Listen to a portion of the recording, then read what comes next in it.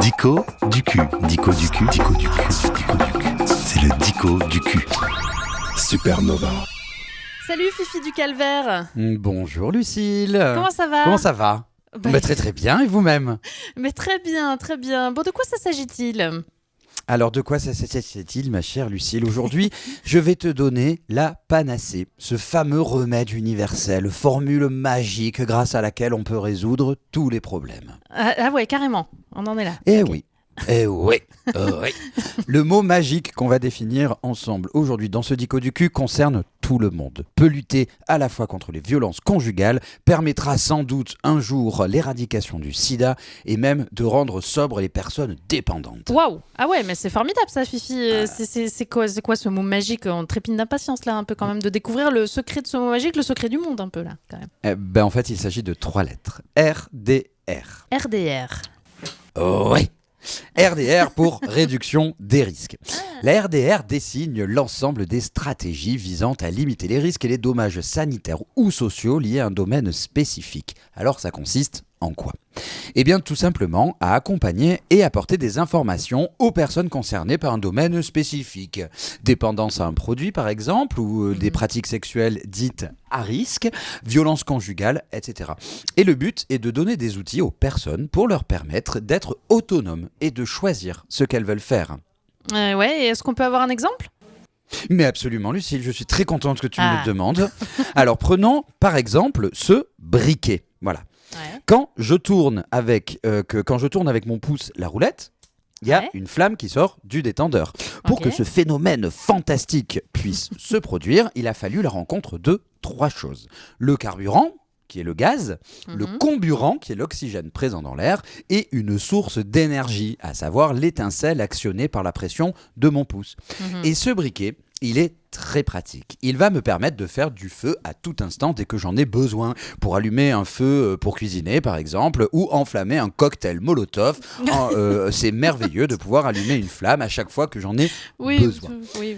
En revanche, si ce briquet, Lucille, je l'allume dans une station-service par exemple, ou bien dans une forêt en plein mois d'août, ou encore près d'une drag queen qui vient de finir de coiffer sa perruque avec 4 bouteilles de lac, que va-t-il se passer? Il y a boum, en fait. Eh oui, boum, explosion, incendie. Cette flamme qui était si pratique, je vais en perdre le contrôle. Et les conséquences peuvent être destructrices. Maintenant, faisons une analogie avec, par exemple, la consommation de produits psychoactifs, disons les mots de la drogue. Quand on consomme un produit, là aussi, c'est la rencontre de 3 choses. Le carburant, c'est le produit. Le comburant, c'est le contexte. Et la source d'énergie, c'est la personne.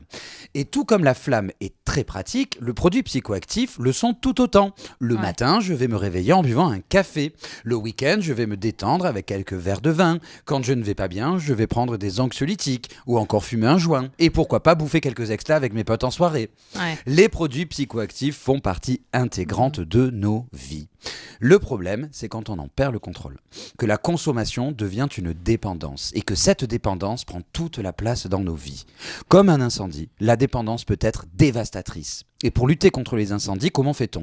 Eh bien, on éduque dès le plus jeune âge à ne pas jouer avec des allumettes. On apprend aux enfants, comme aux plus grands, que le feu, c'est dangereux. Et on met à disposition de tout le monde des extincteurs et on nous apprend à s'en servir. Eh bien, avec la drogue, c'est pareil. Quand on dit aux personnes qui s'injectent qu'elles ne doivent pas partager les seringues pour préserver leur santé, eh bien, il faut leur donner des seringues. Si on dit aux jeunes, sortez couverts, il faut leur donner des capotes. Et on apprend à toutes et à tous à reconnaître les signes de l'emprise et des violences conjugales pour permettre de lutter contre. Eh bien, c'est ça, la réduction des risques. Alors évidemment, on l'aura compris, tout ceci n'est pas véritablement une panacée. La RDR n'est naturellement pas une formule magique qui permettra de faire disparaître violence conjugale, sida et overdose. De la même façon que les pompiers et les extincteurs ne permettront jamais d'éradiquer les incendies de la surface de la Terre. En rendant les gens autonomes, il faut accepter qu'ils ne se saisissent pas des outils qu'on leur propose. Et c'est leur droit. Aussi, la RDR impose qu'on ne juge pas les pratiques des personnes. Et malheureusement, malheureusement, en France particulièrement, la RDR a encore très mauvaise presse. On reproche souvent aux acteurs de la réduction des risques de faire notamment de l'incitation à la consommation. D'ailleurs, je pense que c'est ce qui va se passer avec cette chronique. Ce qui est évidemment totalement ridicule. Ne pas juger, ce n'est pas inciter. Ouais, Quand ouais. il s'agit de santé, les meilleurs résultats sont toujours obtenus quand on respecte le libre arbitre et l'autonomisation des personnes en donnant accès à du matériel et à des informations claires et objectives. Et toute ressemblance avec la gestion martiale d'une actuelle épidémie ne serait que pure coïncidence. Évidemment. Alors là, complètement fortuite, bien entendu. Tout à fait fortuite. Merci, Fifi Loin du de moi Calvaire. l'idée, avec Mais oui. plaisir. La RDR, donc la réduction des risques. Bon, et c'est comme d'habitude, hein, si jamais nous avons des mails ou des courriels, c'est la même chose. Ou des messages de réclamation, je te les envoie. Hein. Oui, voilà, c'est ça. C'est ça, ou envoyez-les directement à antoinebeuge@nova.fr. Le pauvre. Non, on les enverra au gouvernement plutôt, ce sera d'une pierre deux coups. Oui, plutôt. Très bien. Merci, Fifi du Calvaire. On se retrouve dans 15 jours. On se retrouve dans 15 jours avec plaisir. Au revoir, Lucille.